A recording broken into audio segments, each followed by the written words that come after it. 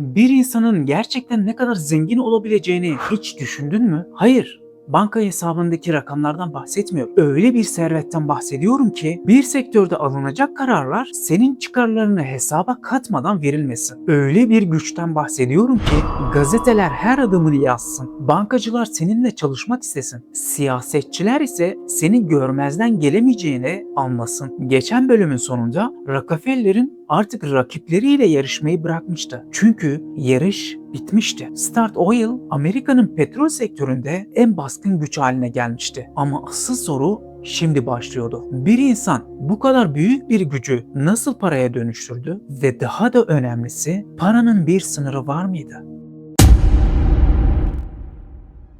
1870'lerin sonuna gelindiğinde Standard Oil yalnızca daha fazla petrol satmıyordu. Şirket büyüdükçe maliyetler düşüyor, kar artıyor, artan kar ise yeni yatırımlara dönüşüyordu. Her yeni rafineri bir sonrakini finanse ediyordu. Her yeni satın alma şirketin pazarlık gücünü biraz daha artırıyordu. Rockefeller artık yalnızca çalışan bir iş insanı değildi. Kurduğu sistem onun adına çalışıyordu. İşte büyük servetlerin en önemli özelliği budur. Bir noktadan sonra insan para kazanmaz. Para, insan için kazanmaya başlar ve Rockefeller bunu herkesten önce anlamıştı.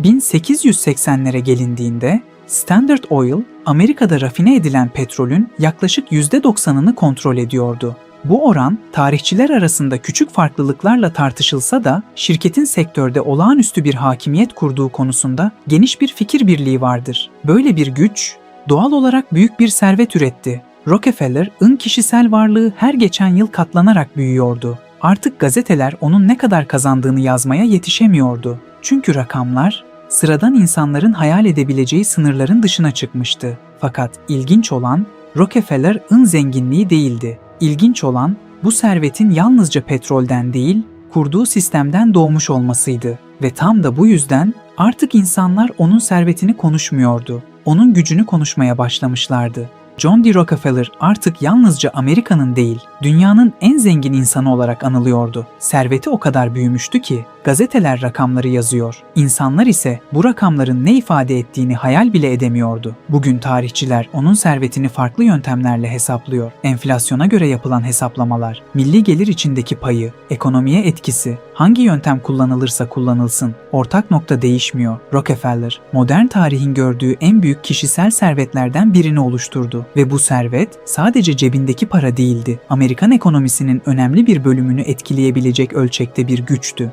İnsanlar büyük servetlerin daha fazla para kazanmak için kurulduğunu düşünür. Ama tarihe baktığında ilginç bir gerçek görürsün. Belirli bir noktadan sonra para artık hedef olmaktan çıkar, bir araca dönüşür. Rockefeller de tam bu noktaya ulaşmıştı. Artık onun için önemli olan bir sonraki milyon dolar değildi. Sistemin ne kadar istikrarlı çalıştığıydı. Şirketlerini yeniden yapılandırıyor, yöneticilerine yetki veriyor, her ayrıntıyı rakamlarla takip ediyordu. Çünkü biliyordu ki büyük servetler tesadüfen büyümez, disiplinle korunur ve işte bu disiplin onu diğer sanayicilerden ayıran en büyük özelliklerden biri oldu.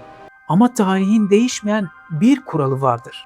Güç büyüdükçe dikkat de büyür. Start Oil artık yatırımcıların konuştuğu bir şirket değildi. Gazeteciler onu araştırıyordu. Bağımsız şirketler şikayet ediyordu. Siyasetçiler tek bir şirketin bu kadar ekonomik bir güce sahip olmasını acımasızca tartışmaya başlamıştı. Rockefeller zirvedeydi. Belki de ulaşabilecek en yüksek noktadaydı. Ama zirvede manzara değişir. Artık aşağıdaki rakiplerini değil, karşında duran devleti görmeye başlarsın. Ve Rockefeller'in hayatındaki en büyük mücadele petrol kuyularında başlamayacaktı. Mahkeme salonlarında başlayacaktı. Çünkü bir sonraki bölümde tarihte en güçlü şirketlerden biriyle devlet ilk kez doğrudan karşı karşıya gelecekti. Seriyi kaçırmamak için abone olmayı unutma.